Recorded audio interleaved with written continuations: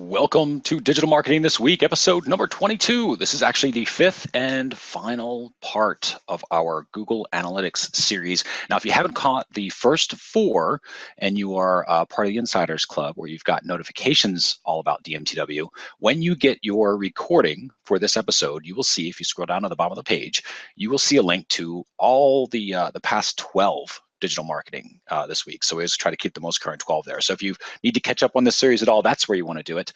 Of course, this is all brought to you by Seriously Simple Marketing. My name is Chris Mercer. I'm a funnel optimizer, a content developer, host, of course, of DMTW.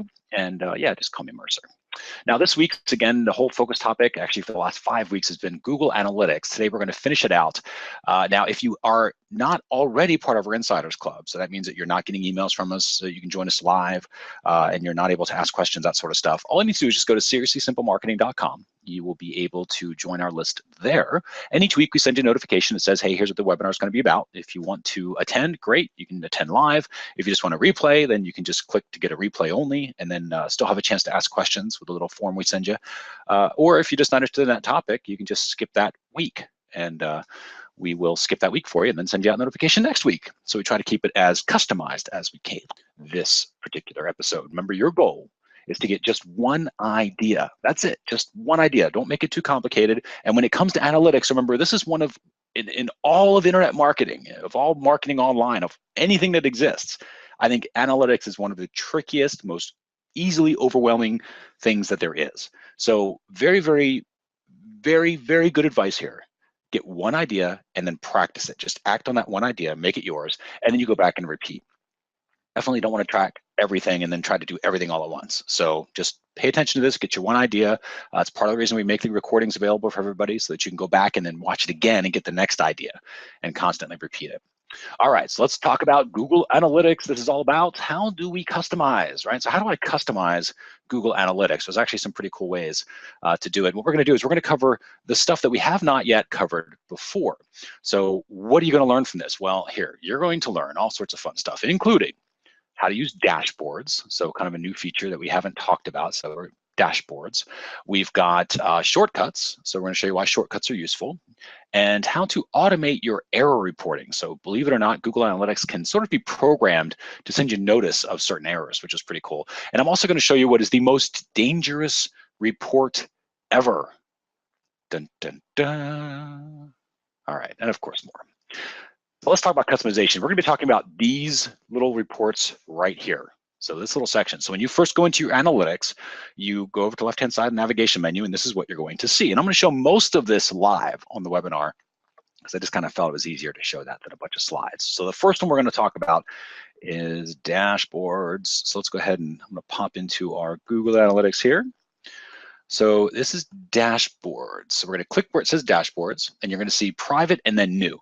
Now, all private is basically when you first set up your dashboard, it's private. It's not shared with anybody, but you can also share dashboards. So this is a pretty cool technique, especially if you're working with a lot of people or with vendors or with people in your company, and you need to share with them a dashboard. So if you're part of a marketing department, for example, and you want the CEO to have access to analytics just to kind of see the basics of what's going on, or even for you, for yourself, you can just create this dashboard. It gives you the overall summary view. And let me show you what this means here. So I'm going to click on private, and I'm going to go to my dashboard. So private and my dashboard. So you can see we've set up a dashboard here. So just all it really is, these little things are called widgets. And then each widget contains some sort of data. And that's really all it comes down to. So it's a summary of data, and it can be all sorts of data, and it's all mix and match. So anything that came from the audience report, acquisition report, behavior, conversions, any of this stuff can all be placed in a widget and mixed into one page, right? And you can see, you can kind of add as many as you want, and scroll down to make some space. But it's a pretty cool report, or a pretty cool feature, I should say, these dashboards, because you can, again, make this screenshot sort of summary view. Now let me show you how to create these. First, actually, I'll show you the add widget. So we're going to come through here. You just type in whatever you want it to be. Now, some of this does require a little bit of playing around. I'm going to show you a shortcut to get some stuff done in just a second here. But let's say we wanted to know, let's see, let's talk about opt-in. So I think we have a goal that's an opt-in goal. So you've got standard and real time. So I could do a real time counter, right? So these are real time numbers actually happening right now this very second, or I can just pull from standard. then get some standard numbers, which are the typical reports that have a time delay on them. So let's say we want to do, since this is a goal, we're going to do a metric of just a number, right, versus a timeline, which is a graph, and then a geomap, which is this little map thing down here. You can kind of see that. And again, you can sort of just click around and get the difference of these. But I'm going to click on since a metric, and I want to add a goal. So I'm going to type in goal, and I'm going to scroll down until I see my goal. And I believe I have one that's called, oh, you know what? Let's do this one instead. So instead of opt-ins, because I know this one's got a little more traffic, we're going to do the how to make money blog post. So that's the number of people who started it. That's the conversion rate. That's the completions. That's what I want to track right there. So how to make money blog post. That's the name of my goal. It was goal number 1. And then I'm going to track the number of completions on that page. So I'm going to change this. So you can call this whatever you want. How to make money post. And then I'm not going to filter it. I don't need a link to the URL, so we're good there. So I'm just going to go ahead and click save. And then here we go. So how to make money post, which probably is incorrectly set up, or that would be showing some sort of number between this range. So let me go, you know what, I'm not going to do that because that's all about goal setting. So we can go back and check that later. But that's all you need to do is set up a widget. If I wanted to do, again, I'm going to set up another one so you can actually see one work. I'm just going to duplicate one of these, but so you can see it. So I'm going to do users, and then see, I'm going to do this one as a timeline. Come down here, type in users. Let's do users, and then save that. There's our user report. So there's kind of an example widget. And again, you can go back, you can edit it, you can clone them, you can get rid of them just by clicking on that. So play around with these, you know, lots of fun, especially when you're tracking your goals, assuming you have them set up correct, because I know that people saw this post. The other thing I wanted to show you was when you go to set up a new dashboard, you can do this little import from gallery. So when you click on this import from gallery, you can actually, this pulls you into what they call the solutions gallery. You saw it load up just there. And you can see all sorts of popular reports that people have already created and shared. And so when they've done that, you can actually come in here. So this is by name Avinash Kaushik, I believe is his last name, but Avinash is an incredible guy when it comes to Google. So he's one of my favorite people to follow. But you can click on his report. It'll show you kind of exactly what you're getting and what people are saying about it. Then you can just import it. And then it comes automatically into your Google Analytics, including all those custom reports and everything else. So it's pretty cool to be able to set these things up. You can also do a little starter dashboard if you wanted to. So you can click on a little starter dashboard and get that set up. So there's lots of different things you can do with dashboards. So something for sure you want to play with. And again, it's real good for summary data. That's what dashboards are all about. Next up, talking about shortcuts. Now, shortcuts, as you might imagine, are also kind of what would relate to bookmarks. So let's take a look here. I'm going to go ahead and put in back to our analytics, and I'm going to show you here. So let me bring you an example of what I'm going to do. Let's pull up a behavior report. I'm going to go to site content. I'm going to go to all pages. So all I'm doing is just pulling up an example report. And let's say I wanted to say everything that said make money. Okay, so I do a little thing that says make money, and I search for it. And so I've got that. Now I can do two things here. I can just copy out this entire URL and it'll sort of customize it. You can see this little make money section's already in there. So it'll customize it. And if I copy and paste that URL, it'll actually build this exact same report. Or I could do a shortcut. And so where is it? I'm gonna go up here and just go to where it says shortcut. So now I'm gonna create a shortcut and say pages, you know, make money, and I click OK. So now I've got my little shortcuts. I can come to the shortcuts report. So there's my overview, and I can see pages that make money, and I can come directly into the report. Now, why would you do a shortcut versus this sort of copying out of the URL? Is the simple answer is that doing the copying out of the URL does not, unfortunately, always work. So that's sort of the trick. That's the trick. So sometimes it works, sometimes it doesn't. So that's kind of the recommendation I would have for you, is to use shortcuts. So you can sometimes, like I said, copy out this URL, but in particular, if you're using segments, that's something that you want to definitely use shortcuts for, because then the segments will come through on the shortcuts. So that's what shortcuts is. It also makes it really easy if you use a particular report over and over again, instead of having to copy and paste this and have it linked somewhere. or again, just bookmark it. You don't have to do that. You just put it in the shortcuts, and then you can also share these too, which is kind of nice. All right, so that's all about shortcuts, and it's bookmarks. Remember, basically like bookmarks, but better, much, much better. Next up are intelligence events. Now this is kind of a fun one because you can set up Google to keep watch over your site and to report back to you when certain things happen. So what you're going to do is I'm going to come in here and you're going to find first in the intelligence events report here that there isn't anything showing. And then you can click on daily events. These are events that happen every day. You've got weekly events, ones that happen every week. And then of course, monthly events, ones that happen every month. Now Google has some automatic stuff that it will fire off. So if something goes horribly wrong with your site, it will actually fire back and say, hey, just so you know, something's going on with your site, you want to check it out. So occasionally you will get these, but I personally don't like relying on them. So what we're going to do is for this report, let me go back and I'm going to go ahead and create one. So you can see custom reports, automatic reports. We're going to create a custom alert here. Okay. So I'm going to go back to where it says create a custom alert. And that pulls up our create an alert. So let's say that traffic drops to 0. Okay, so this is an alert that will go out for this view. You can set it for other views too. So all these other views if I wanted to, but we're going to do it for this view. And then we go to the month. Let's make it a daily because I want it to go every day. So as soon as this happens, we want to send an alert, send an email. You can also obviously set up your mobile phone. You can also send it to other email addresses if you want that are on the account.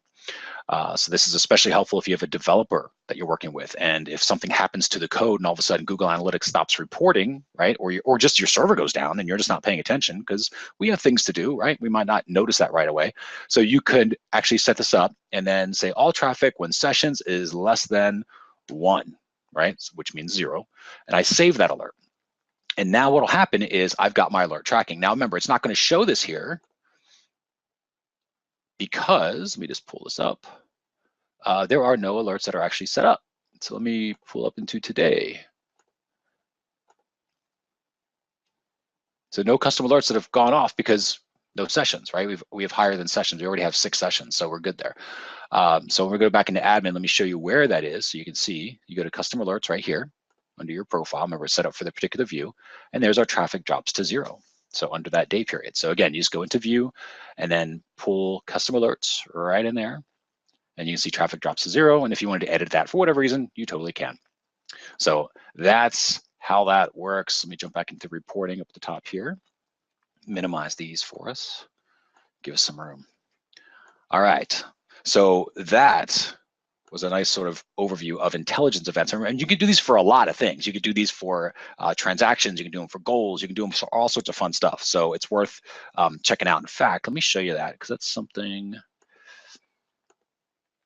I'm going to go back. I'm actually going to set them up through the admin. So go to the goal. I'm going to go to custom alerts. Hit new alert. Let me just show you. So this applies to traffic, users, acquisition, e-commerce. So you can see these types of things. You got the different systems here. So if a browser, for whatever reason, if browser sessions from, iOS or let's say Safari, like an Apple browser, if they go to 0, right? Or if Internet Explorer goes to 0, something's maybe wrong with Internet Explorer browsers. You can obviously do it with any of this stuff. So any of these different things, as I expand these out here for you, any of these different things you can use to sort of measure off of. And then once you determine that, you've got these. So site usage, there's your goals. So if you want to track certain goals, you can track that. So show me when a goal does this or hits more than this or is less than this. Same thing with e-commerce. When e-commerce sales, right, when number of purchases or sales or revenue or whatever it is more than this or less than this. This is the sort of stuff Google Analytics will keep a watchful eye on, automate, and then send you an alert to your email so that you can know, hey, we had a really good day because we made more than $500 that day.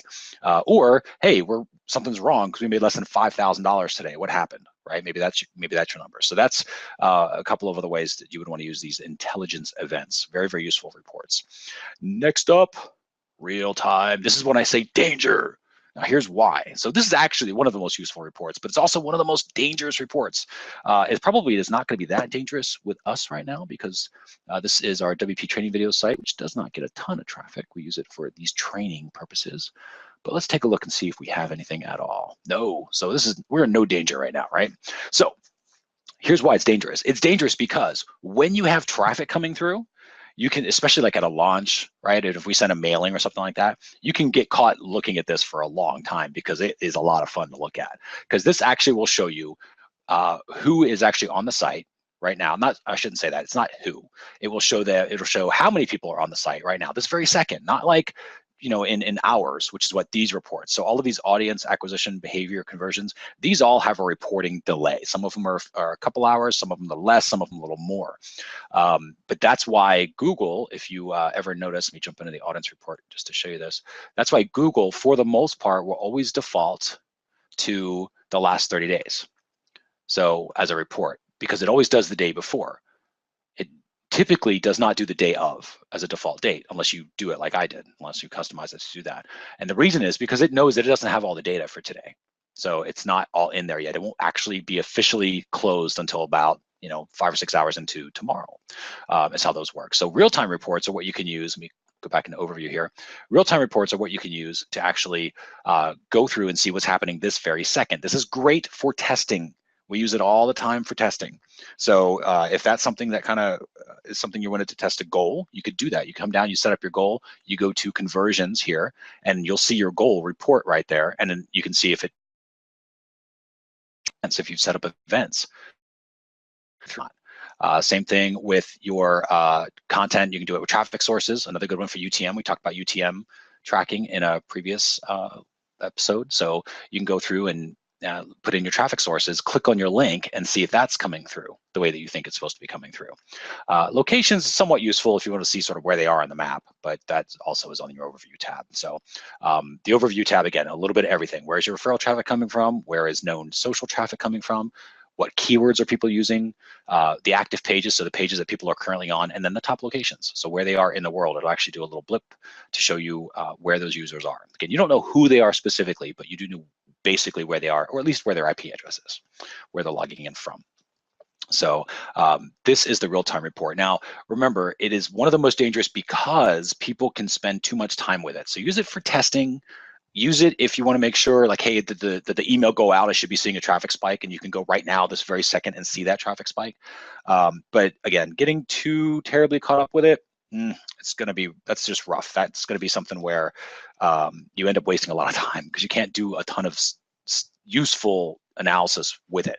You can do like, here's what's happening this second, but that isn't that useful. What you really want to make your marketing decisions off of is lots of data, which means historical data. So going over the last 30 days or 3 months or a year worth of your data to see, okay, what's going on with my traffic? Where's my traffic really coming from? Not who cares that Facebook sent you a bunch of traffic this second, unless you just did a big ad buy and you want to make sure that it's working this second. But you really can't tell what's working, what's not until you get some data, and you want to use those time delay reports, which are the ones at the bottom. So that is our real-time report. And again, most dangerous report, but super cool. It is a lot of fun to play with. And again, for testing, please use this for testing because it is the fastest way that you can test anything that you want, practically anything you want in Google Analytics. All right, so what was your one idea? Was it the dashboards? If you haven't played with dashboards, it's something to kind of play around with. And again, you can use this as a summary sheet to kind of go in there, get one view of here's the most important parts about your e-commerce that you wanted to track because it's customized. Here's the parts about your traffic sources you wanted to track because that part was customized. Instead of having to flip through the different reports, you just put them all in one. You've got alerts. So these were the intelligence events. Remember the intelligence events, and that's where you set up your custom alerts to trigger for certain events, whether it be goals being triggered at a certain rate or higher or lower than a certain number. Same thing with your traffic and your visits. And then using real-time reports, specifically when to use it, primarily for testing or just if you're bored. And you're going to be wasting some time because, again, you can watch that number and then you start seeing these little dots light up. We've got clients where they'll have 1,000 to 2,000 people on the site at any given moment, and it's just fun to watch that whole globe light up and see where the traffic's coming from, and the circles are getting larger and smaller based upon where people are coming from. So it's a lot of fun. It's just you really can't tell what's going on, not really. So it's just too fast. So and the way I'll liken to that is it's like staring at a spot in the river that's going through really quickly. So you can see kind of what's happening in that exact spot, but you really have no idea what the overall picture is. You don't know where the river's going until you widen your focus, and that's what those other reports will allow you to do. So when it comes to this, remember, action brings results. So pick your one thing that you didn't know or that you think is the easiest to integrate and practice that. So jump in, make some mistakes. You can always delete stuff out for the most part. Remember, the only thing you cannot delete is goals, but you can just blank those out and turn them off from recording. So even those aren't that big of a deal. Everything else, if you set something up you don't like, just go back and delete it. Not a big deal. Not a big deal at all. So again, it's going to bring us to the end of another episode of Digital Marketing This Week. Of course, if you are watching this and you would like to join us on the Insiders Club, which is our little Q&A question session that we have, all you need to do is just go to seriouslysimplemarketing.com and you can join us live. We'll send you out notifications of when the live recordings of DMTW are so that you can join us, ask any questions that you want, and go from there. That brings us to the official end. Digital Marketing This Week, episode number 22 for Google Analytics, part 5.